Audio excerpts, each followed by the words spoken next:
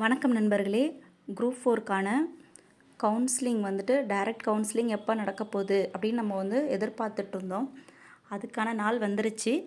ஜனவரி 22லேருந்து March 12 வரைக்கும் நமக்கு counselling நடக்க போகுது. அதுக்கான திரும்பவும் அகைன் ஒரு லிஸ்ட்டு விட்டுருக்குறாங்க, நம்பர் லிஸ்ட் விட்டுருக்காங்க. இப்போ நம்ம ஆன்லைன் சிவிக்கு நம்ம யாரெல்லாம் சர்டிஃபிகேட் அப்லோட் பண்ணோமோ சில பேருக்கு கரெக்ஷன்ஸ் வந்திருக்கும். இப்போ அவங்கெல்லாம் என்ன பண்ணுவோம், பயந்துக்கிட்டே இருப்போம். இப்போ இந்த லிஸ்ட்டை வச்சு நம்ம செக் பண்ணிக்கலாம்.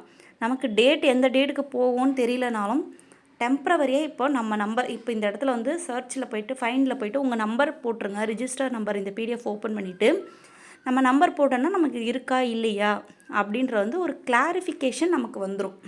ஓகேங்களா? இதில் கவர்மெண்ட் ஃப்ரண்ட்லேயே பார்த்தீங்கன்னா கவர்மெண்ட் ஹாலிடேஸில் லீவு அப்படின்ற மாதிரி மென்ஷன் பண்ணியிருக்காங்க. மார்ச் 12 வரைக்கும் நடக்க போகுது. இதுக்கான சர்டிஃபிகேட்ஸ் எல்லாமே நம்ம ரெடியாக வச்சுப்போம். நம்ம சிவிக்கு என்னெல்லாம் அப்லோட் பண்ணோமோ அது எல்லாமே நம்ம கரெக்டாக செக் பண்ணி எடுத்து வச்சுக்கணும் நம்மளோட ஒர்க். இப்போது இந்த லிஸ்ட்டில் உள்ளவங்க எல்லாருக்கும் ஜாப் கிடைச்சிருமா அப்படின்னாலும் கிடையாது. ஏன்னா கவுன்சிலிங் போக போக தான் நமக்கு தெரியும். அதாவது சேஃப் ஜோனில் இருக்கிறவங்களுக்கு ஓகே கிடச்சிரும். பார்டரில் இருக்கிறவங்க எல்லாருமே நம்ம வெயிட் பண்ணி தான் பார்க்கணும். ஸோ இப்போதைக்கு இந்த நம்பர் செக் பண்ணி ரெடி பண்ணி வச்சுக்கோங்க.